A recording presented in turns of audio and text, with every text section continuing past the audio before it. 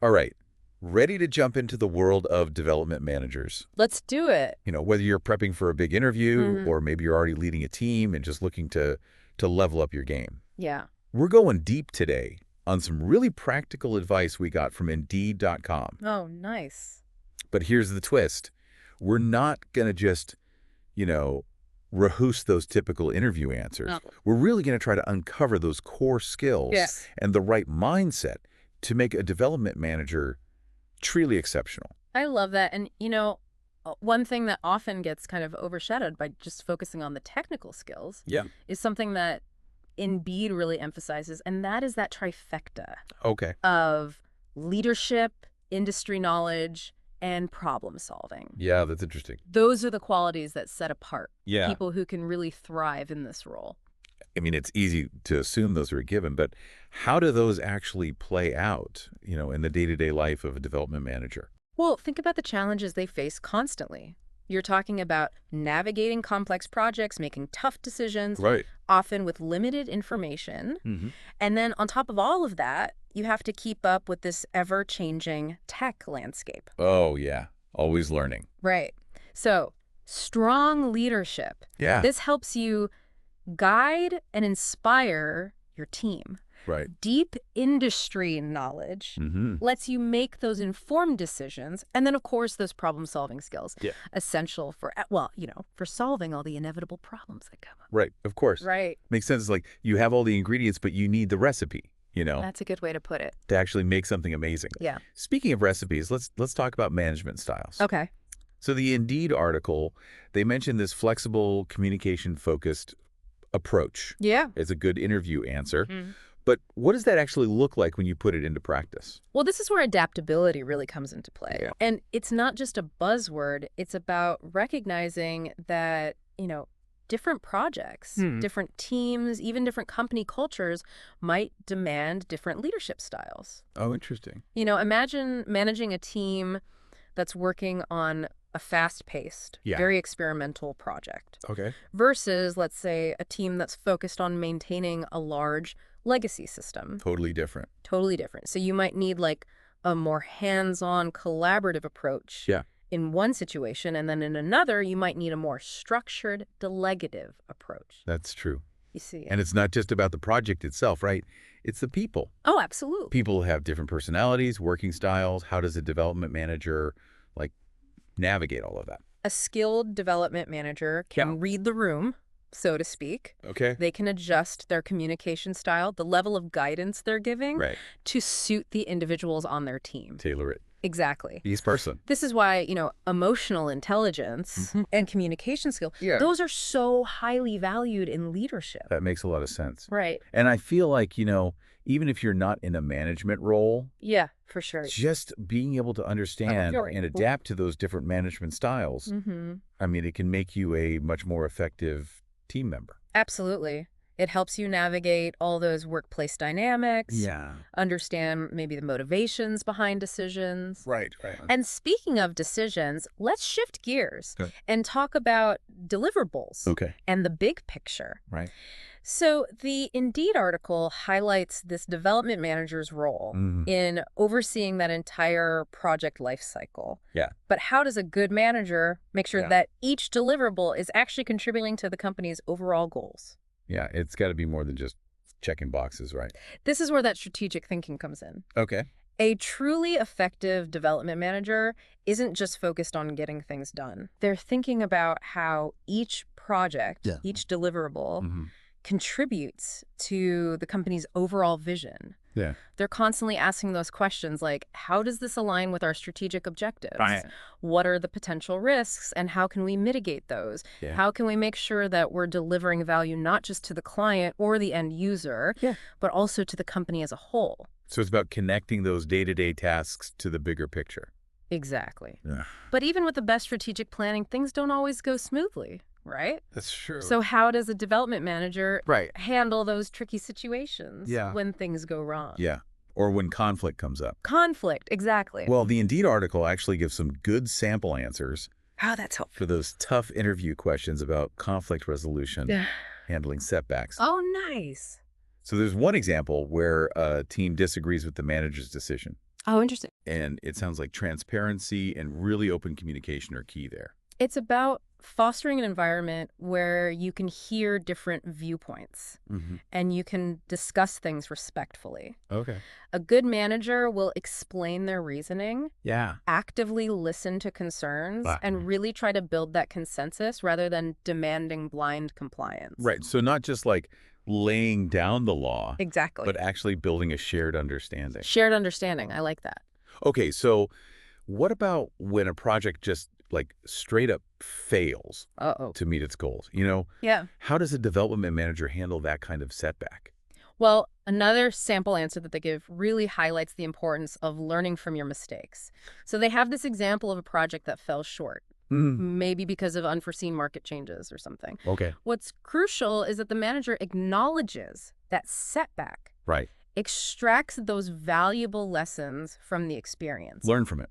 and then uses those lessons to improve future approaches. So resilience is key, not letting those setbacks completely derail you. It's all about viewing those setbacks as opportunities for growth I like and that. improvement, right? Yeah. And in a field as fast-paced as tech, Oh, I gotcha. that ability to learn and adapt, So important. it's essential, right?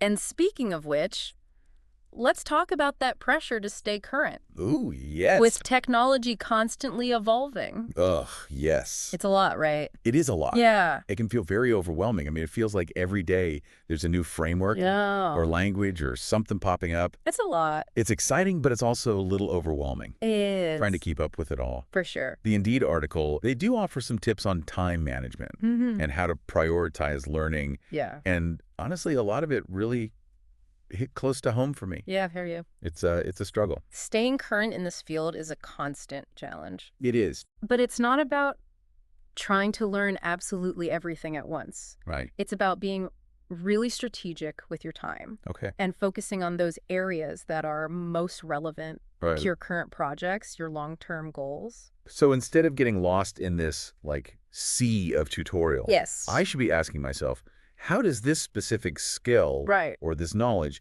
actually help me achieve what I'm working towards? Exactly. Right. It's about aligning your learning with, your personal aspirations and also the company's strategic objectives. So you're not just learning to learn. Exactly. It has a purpose. It makes the learning process more meaningful. Right. I like that. And it helps ensure that those efforts that you're putting in are actually contributing Yeah. to your success and the success of the organization. It takes some of the pressure off. Exactly. It gives it a purpose. Yeah. Speaking of purpose, let's shift our focus a little bit to like how we actually define success Okay. as a development manager. Yeah. The Indeed article touches on this.